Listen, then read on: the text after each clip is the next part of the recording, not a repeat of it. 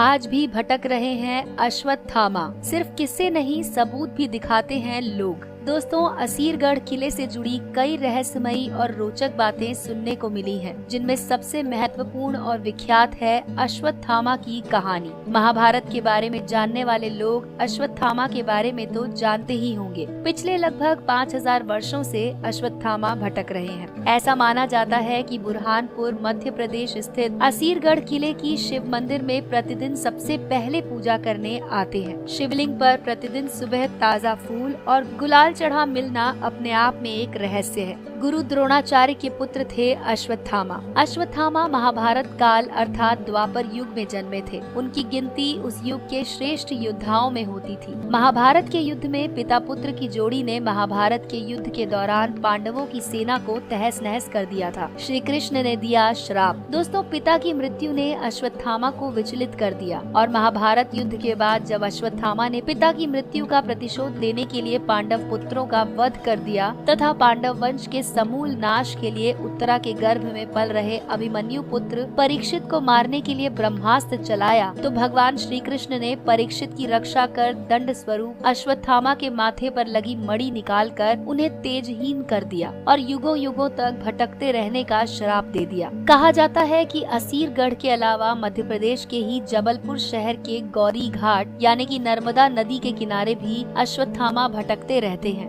स्थानीय निवासियों के अनुसार कभी कभी वो अपने मस्तक के घाव से बहते खून को रोकने के लिए हल्दी और तेल की मांग भी करते हैं। कई लोगों ने इस बारे में अपनी आप बीती भी सुनाई। गांव के कई बुजुर्गों की माने तो जो एक बार अश्वत्थामा को देख लेता है उसका मानसिक संतुलन बिगड़ जाता है। इसी रास्ते से अश्वत्थामा आते हैं मंदिर। दोस्तों, इसी रास्ते से होते हुए अश्वत्थामा मंदिर के अंदर आते हैं। भले ही इस मंदिर में कोई रोशनी और आधुनिक व्यवस्था ना हो, यहाँ परिंदा भी पर नहीं मारता हो, लेकिन पूजा लगातार जारी है। शिवलिंग पर प्रतिदिन ताज़ा फूल और गुलाल चढ़ा रहता है। अष्ट चिरंजीवियों में से एक हैं अश्वत्थामा। हनुमान जी आदि 8 अमर लोगों में अश्वत्थामा का नाम भी आता है, अर्थात अश्वत्थामा, राजा बलि, व्यास, हनुमान जी, विभीषण, कृपाचार्य, परशुराम और ऋषि मार्कंडेय, ये 8 अमर हैं। तो दोस्तों, ये था हमारा वीडियो जिसमें हमने आपको बताया अश्वत्थामा से जुड़ी हुई इन रोचक बातों के बारे में। अगर आपको हमारी ये जानकारी पसंद आई हो तो इसे लाइक करके अपने दोस्तों के साथ जरूर शेयर करें। जुड़े रहिए हमारे इस चैनल के साथ, जिससे कि आपको इसी तरह की रोचक जानकारी मिलती रहेगी।